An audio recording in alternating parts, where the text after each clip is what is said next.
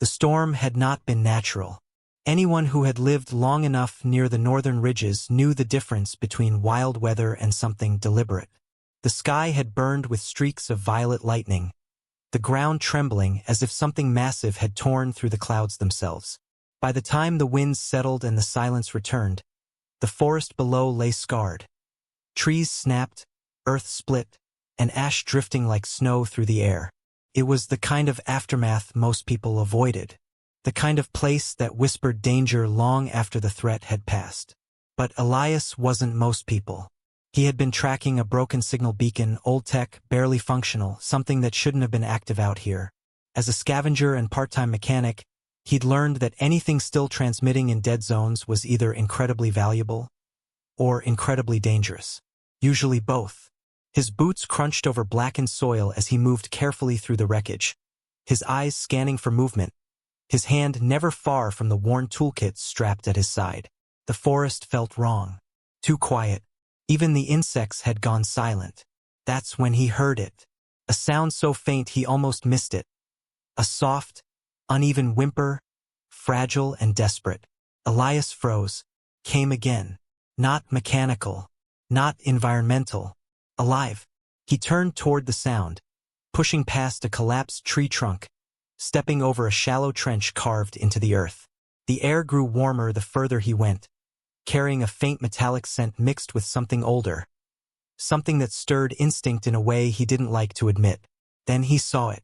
At first, his mind refused to process what he was looking at. A small shape curled against a scorched patch of ground, its body trembling, wings folded tight against its sides. For a moment, he thought it was some kind of exotic animal. Then it shifted slightly, and the light caught the delicate scales running along its back, glinting faintly beneath the ash. A dragon hatchling. Not a story. Not a myth. Real. Elias exhaled slowly, more out of disbelief than fear. Well, he muttered under his breath. That explains the storm. The hatchling let out another weak cry, lifting its head just enough for him to see its eyes, large, bright, and filled with something that didn't belong in a creature born to rule the skies. Fear. And worse, loneliness. Elias crouched a few feet away, careful not to move too quickly. Every instinct he had screamed at him to keep his distance. Creatures like this didn't just exist quietly. If there was a hatchling here, there was a parent. And not just any parent. Dragons didn't abandon their young, which meant something had gone very, very wrong. Hey! He said softly, his voice low and steady. Easy. The hatchling flinched at the sound, its tiny claws digging weakly into the dirt as if it might try to run. But it didn't. Couldn't. One of its wings was partially unfurled, and even from where he stood, Elias could see the tear along the membrane. Not fatal, but enough to ground it. Enough to leave it stranded. Yeah. That's not good, he murmured. Slowly, he reached into his pack, pulling out a small cloth, clean at least by his standards. He held it out slightly, not close enough to touch, just enough for the hatchling to see. I'm not gonna hurt you, he said. The hatchling blinked, its gaze flicking between his face and the cloth, as if trying to understand something far beyond its age. Another soft cry escaped it, quieter this time. Elias hesitated. This was a bad idea. Terrible one. If the parent returned, and it would, being anywhere near the hatchling would be enough to get him killed faster than he could blink. Dragons didn't negotiate. They didn't ask questions. They protected. And yet, he looked at the hatchling again. At the way it trembled. At the way it kept trying and failing to pull its injured wing closer to its body. Yeah, he sighed quietly. I know. Carefully, slowly, Elias moved closer. The hatchling tensed but didn't lash out. Didn't try to bite or scratch. It just watched him, its breathing uneven, its small body clearly running out of strength. That's it, he murmured. Stay still. He knelt beside it, his movements deliberate, giving the creature every chance to react if it chose to. But it didn't. Gently, he placed the cloth against the torn edge of the wing. The hatchling flinched just slightly but didn't pull away. Yeah, it's gonna sting, Elias admitted. But it's better than leaving it open. He worked quickly but carefully, wrapping the cloth just enough to support the damaged membrane without restricting movement too much. It wasn't perfect. It wasn't even proper treatment. But it was something. When he finished, he leaned back slightly, giving the hatchling space again. "There," he said softly. "Not great, but you'll manage." The hatchling stared at him for a long moment. Then, hesitantly, it shifted closer. Elias blinked. "You're kidding," he muttered. The small dragon pressed lightly against his leg, its warmth seeping through the fabric of his pants, its breathing slowly beginning to steady. Elias froze, unsure what to do. "Hey," he said quietly. "I'm not exactly built for this, you know?" The hatchling made a soft sound, not quite a cry this time. Something softer. Trust. Or at least the beginning of it. Elias exhaled slowly, running a hand through his hair. "This is a terrible idea," he said under his breath. But he didn't move away. Minutes passed. Then more. The forest remained silent. Too silent. Elias felt it before he heard it. A shift in the air, subtle but undeniable. The temperature dropped slightly, the ash drifting differently, as if pulled by something far larger than the wind. He went still. "Yeah," he whispered. "There it is." The hatchling stirred, lifting its head slightly. And then the sound came. Not loud, not explosive, but deep, ancient. A low, resonant rumble that seemed to echo through the ground itself. Elias didn't turn immediately. He didn't need to, because he already knew. Slowly, very slowly, he shifted his gaze upward. And there, standing at the edge of the shattered clearing, partially obscured by the lingering smoke and broken trees, was the largest dragon he had ever seen. Not just large. Immense. Its form radiated power in a way that made everything else feel small, insignificant. Its scales shimmered with a dark, iridescent sheen, its wings partially unfurled like storm clouds waiting to break, and its eyes locked directly onto him, burned with a cold, calculating intensity that stripped away any illusion of safety. This wasn't just a dragon. This was something more. An empress. And she had just found a human, holding her child. Elias didn't move. Not because he thought stillness would save him, but because every instinct he had screamed that any sudden motion would end everything in a heartbeat. The air itself felt heavier now, charged with a presence that pressed against his chest and made each breath slower, more deliberate. The massive dragon, no, the Empress, stood unmoving at the edge of the clearing, yet somehow it felt like she was everywhere at once. Her gaze never left him, ancient and immeasurably aware, as if she were not just seeing him, but weighing him, measuring every intention, every thought that flickered behind his eyes. The hatchling shifted against his leg. A small movement, but in that moment, it felt louder than thunder. Elias swallowed, his throat dry. "Easy," he whispered, not to the Empress, but to the tiny creature pressed against him. Don't make this worse for me." The hatchling let out a faint sound, something between a chirp and a whimper, and instinctively leaned closer into him, as if seeking protection. That was not good. Elias closed his eyes briefly. Of all the possible outcomes, this was the worst one. A dragon empress arriving to find her injured child was already a death sentence for anything nearby. But finding that child clinging to a human, that crossed into something far more dangerous. Slowly, carefully, Elias lifted his hands. Palms open, empty, visible. A universal gesture. No threat, no weapon. "I didn't hurt it," he said quietly. His voice felt small in the vastness of the clearing, but he forced himself to keep it steady. "It was already like this when I found it." The Empress did not respond. She didn't move, but the ground beneath Elias's feet trembled, just slightly, as she took a single step forward. The sound was soft, controlled, but the weight behind it was undeniable. Elias resisted the urge to step back. If he retreated now, it could be seen as fear, or worse, as an attempt to flee. Predators chased fleeing prey, and something told him that no matter how fast he ran, he wouldn't make it 3 steps.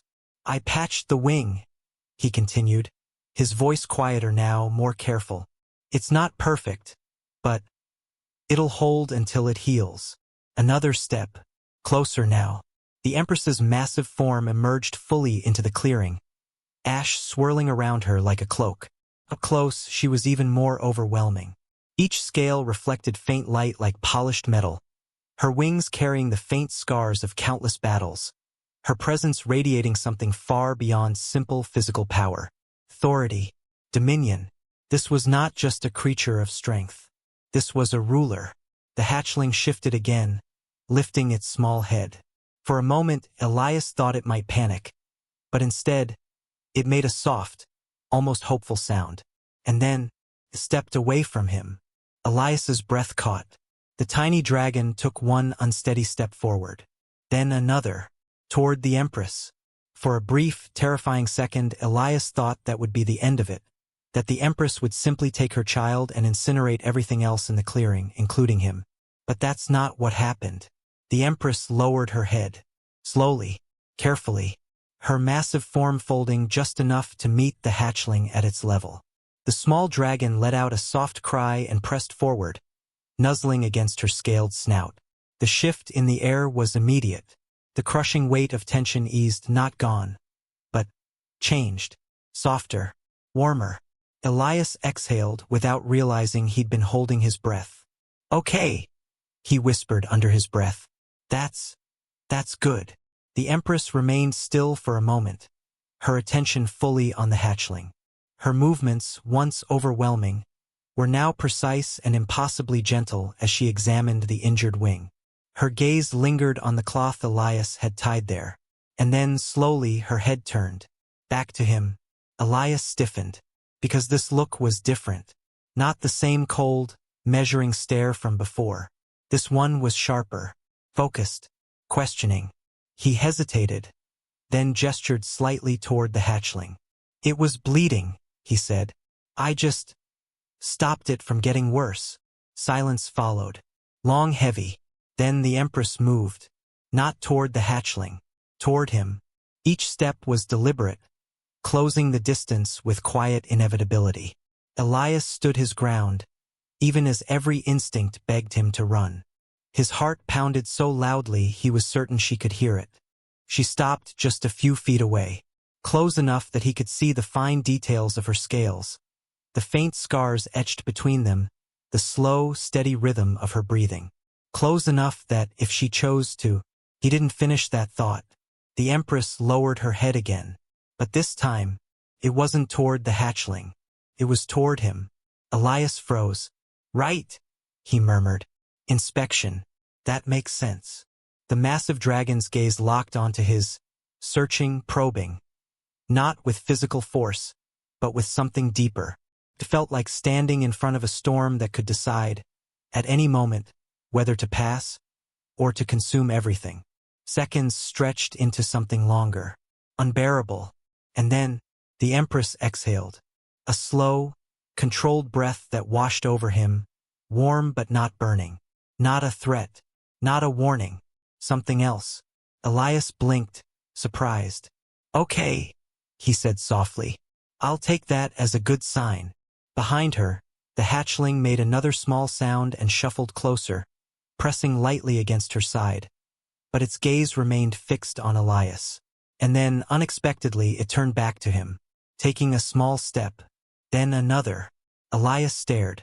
"You've got to be kidding me," he muttered. The hatchling stopped between them, between the Empress and the human, and looked up at both, as if unaware of the impossible tension it stood within. For a moment, nothing happened. Then the Empress shifted slightly, not away, not forward, just enough to allow space. Space for him. Elias hesitated. "You want me to what?" he murmured. The hatchling let out a soft chirp and nudged his leg again. He exhaled slowly, running a hand over his face. "This is insane," he said under his breath. But still, he stepped forward, carefully, slowly, closing the distance once more. The Empress watched him the entire time, not stopping him, not interfering, just watching. Elias crouched beside the hatchling again, his movements steady despite the situation. He lightly adjusted the cloth on its wing, checking the wrap without tightening it too much. "There," he said quietly. Still holding. The hatchling leaned into his touch again, more confident now. And the Empress did not stop him. Instead, she remained still, her gaze shifting between the two of them, something unreadable passing through her eyes. Because this wasn't supposed to happen. Humans and dragons didn't share space like this. They didn't trust. They didn't allow. And yet, here he was, still alive, still breathing, still being watched not as prey, but as something else, something not yet defined. And for the first time since she had appeared, the Empress did not look at him like an intruder. She looked at him like a question. The silence that followed was no longer suffocating, but it wasn't comfortable either. It was the kind of silence that carried weight, the kind that demanded meaning. Elias could feel it in the way the Empress watched him, not with hostility, but with a depth that made him acutely aware of every movement he made. This wasn't a standoff anymore. It was something far more complicated, a decision in progress. And somehow, impossibly, he was part of it. The hatchling broke the stillness first. It let out a soft, curious chirp and leaned more firmly against Elias's side, its small body pressing into him as if the earlier fear had already begun to fade. Its trust, fragile and undeserved, felt heavier than the Empress's gaze. Elias glanced down at it, then back up at the towering figure before him. "You're really not helping my situation here," he muttered quietly. The Empress shifted slightly, not aggressive, not retreating, just adjusting. Her wings folded more tightly against her sides, the massive span no longer casting such an overwhelming shadow over the clearing. It was subtle but intentional, a signal. Elias narrowed his eyes slightly. "You're calming things down," he said under his breath, more to himself than to her. Or trying to. The idea felt absurd. A creature capable of leveling mountains choosing restraint? But the evidence stood right in front of him. She wasn't escalating. She wasn't driving him away. She was allowing this. That realization sent a strange, uneasy feeling through his chest. "All right," he said quietly, shifting his weight as he slowly stood upright again. "If we're doing this, we're doing it carefully." The hatchling made a small sound of protest as he moved, but didn't pull away completely. Instead, it stayed close, its uninjured wing brushing lightly against his leg. Elias exhaled slowly, then looked directly at the Empress. "I'm going to check the rest of it," he said, his voice steady despite the situation. "If that's not okay, you should probably let me know now." For a long moment, nothing happened. Then the Empress lowered her head slightly, not as close as before, but enough to make the intention clear. "Permission." Elias blinked once. "Right," he said softly. "Didn't expect that." He crouched again, more confidently this time, and gently ran his eyes over the hatchling's body. Aside from the torn wing, there were smaller injuries, scratches along its side, a faint burn mark near its hind leg. Nothing fatal, but enough to weaken it. Enough to explain why it hadn't been able to move far. "Rough landing," Elias murmured. "Or something worse." At that, the Empress's expression shifted just slightly. But it was enough. There was something there. Not anger. Not yet. But memory. Elias hesitated, then glanced up at her. "Something attacked you," he said quietly. It wasn't really a question. The Empress didn't respond directly, but the air around her changed, the temperature dipping just slightly as a low, almost inaudible rumble formed in her chest. "Answer enough." Elias nodded slowly. "Yeah," he said. "Figured as much." He looked back at the hatchling, his expression tightening. "You're lucky to be alive, you know that?" The small dragon blinked up at him, as if trying to understand the words rather than the tone. Elias sighed, then reached into his pack again, pulling out a small container. Inside was a basic antiseptic gel meant for human injuries but better than nothing. "This might sting," he warned softly. He applied it carefully to the smaller wounds, his movements slow and deliberate. The hatchling flinched once or twice but didn't pull away, instead letting out soft, uncertain sounds that gradually quieted as the treatment continued.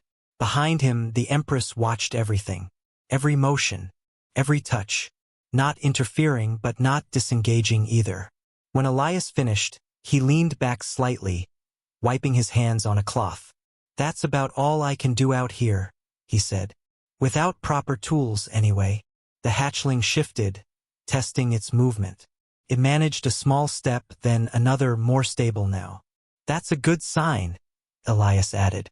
For a moment, everything seemed almost normal. Then the wind changed. It was subtle at first. A shift in direction, a faint disturbance in the ash that still lingered in the air. But Elias noticed it immediately. Years of surviving in unpredictable environments had sharpened his awareness. And this wasn't natural. He went still. "We've got a problem," he said quietly. The Empress reacted instantly. Her head snapped upward, her body tensing in a way that transformed her entire presence. The calm, measured restraint vanished in an instant, replaced by something far more primal. Awareness. Threat. The hatchling pressed closer to Elias again, instinctively seeking safety. "Yeah," Elias murmured, scanning the treeline. "Stay close." A sound echoed through the forest. Not the deep, resonant tone of a dragon. Something sharper, mechanical. Elias's expression hardened. "Of course," he muttered. "Couldn't just be one disaster today." Shapes moved between the broken trees. Not animals. Not natural. Figures in dark, reinforced armor, their movements precise and coordinated. Hunters. And not the kind that stumbled into danger by accident. These were professionals. They stepped into the clearing with weapons raised. Not at Elias, but at the dragons. "Well," Elias said under his breath, "that explains a lot." The Empress let out a low, dangerous growl, her wings beginning to unfurl. Not fully, but enough to signal what was coming next. The ground trembled beneath her as power built, raw and unstoppable. The hunters didn't hesitate. They fired. The first shot cracked through the air, a pulse of energy streaking toward the Empress. She moved instantly, faster than something her size had any right to be, the blast glancing off her scales with a burst of light, but not penetrating. Still, it was enough. This wasn't a misunderstanding. This was an attack. "Hey!" Elias shouted, stepping slightly forward despite every rational thought telling him not to. "That's a terrible idea." No one listened. More shots followed, coordinated and relentless. The Empress roared, and the forest exploded into chaos. She surged forward, her full size finally unleashed, wings spreading wide as she moved with terrifying speed. The ground cracked beneath her weight, trees splintering as she advanced on the attackers. The hunters scattered, but not in panic. In strategy. They had planned for this. "Yeah," Elias muttered grimly. "Definitely planned." He grabbed the hatchling instinctively, pulling it back behind a fallen trunk as another blast tore through the space where they had just been standing. "Stay down," he said sharply. The hatchling curled close, trembling but silent. Elias risked a glance over the edge of the cover. The Empress was already engaged, her movements precise and devastating, forcing the hunters back despite their coordinated assault. But there were too many of them. And worse, they weren't aiming to kill. They were aiming to capture. Elias's grip tightened. "Yeah," he whispered. "That's not happening." Another shot struck the ground nearby, sending debris flying. Elias ducked back down, his mind racing. This wasn't his fight. It shouldn't be his fight.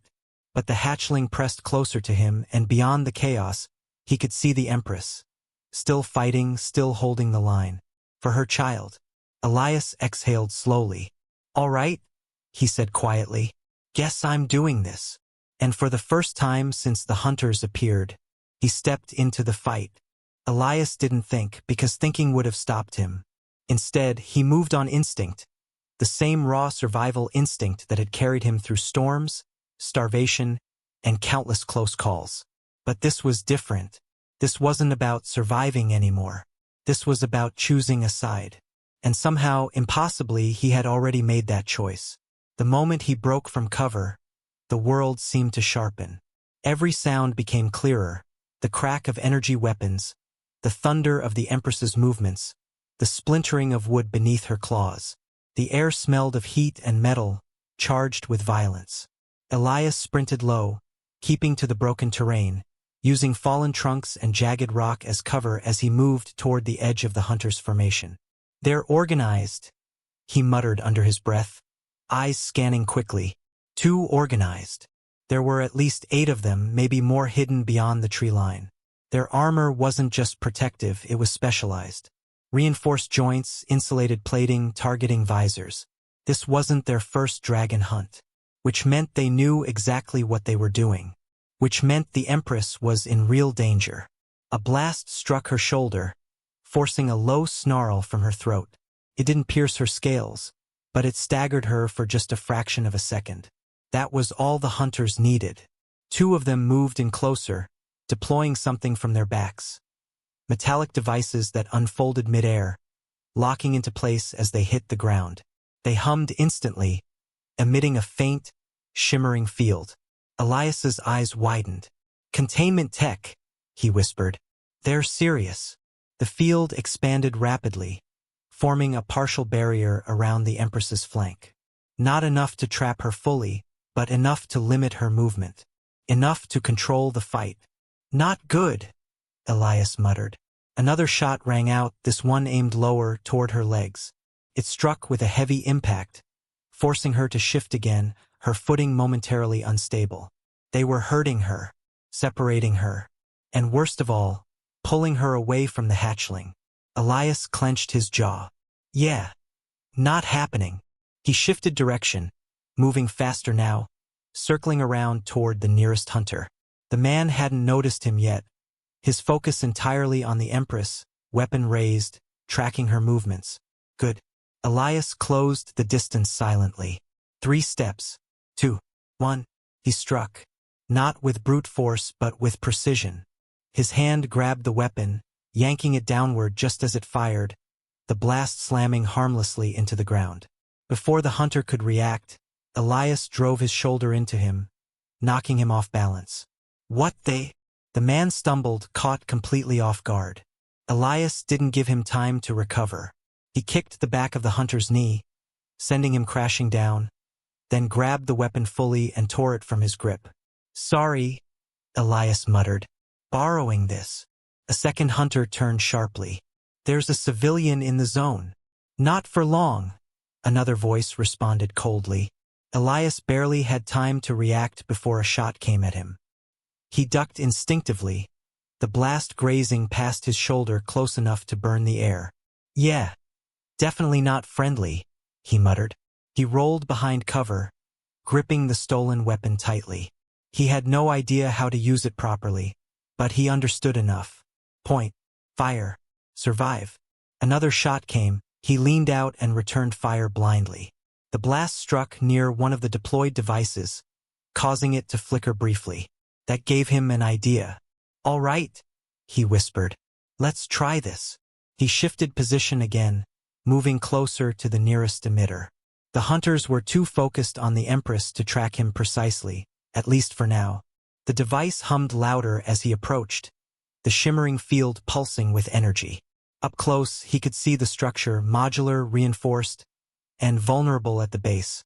"Of course," Elias muttered. "Nothing's perfect." He raised the weapon, took a breath, and fired. The blast hit the emitter directly. For a split second, nothing happened. Then, the device sparked violently and shut down. The field flickered and collapsed on that side. The Empress reacted instantly. Freed from the restriction, she surged forward with renewed force, her roar shaking the entire clearing as she drove into the hunters' formation. "Containment breach!" someone shouted. "Fall back. Regroup." But it was already too late. The formation broke. And once it broke, the Empress dominated. She moved like a force of nature, each motion precise and devastating, forcing the hunters into full retreat.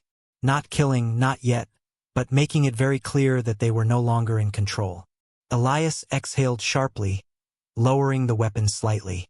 "That helped," he said under his breath. But the fight wasn't over. A sharp sound cut through the chaos, different from the others. Higher pitched, focused. Elias turned just in time to see one of the hunters aiming. Not at the Empress, but at the hatchling. His blood ran cold. No! The shot fired. Time seemed to slow. Elias moved without thinking. He dropped the weapon and ran, pushing himself harder than he ever had before. The world narrowed to a single point, the small dragon behind the fallen trunk. The blast closed the distance. Too fast, too precise. Elias reached the hatchling and threw himself forward. The impact hit his side like a hammer, knocking the air from his lungs as pain exploded through his body. He barely registered the ground as he hit it, his vision blurring for a moment as everything spun. Silence followed. Not real silence, but distant, muffled. Elias groaned, trying to push himself up. That hurt. A soft sound came from beneath him. The hatchling. Still there. Still alive. Elias let out a weak breath of relief. Good, good.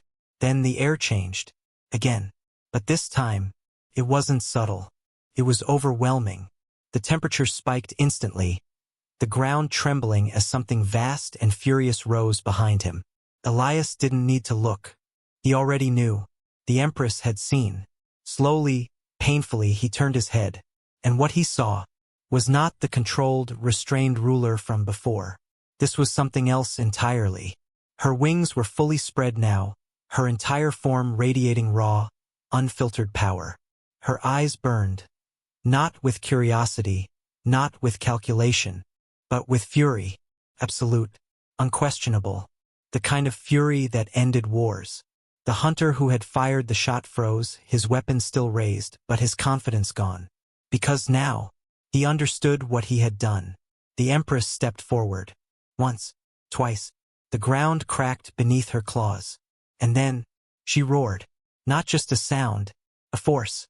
It tore through the clearing, shaking the trees, the earth, the very air itself. Elias winced even from where he lay, his ears ringing.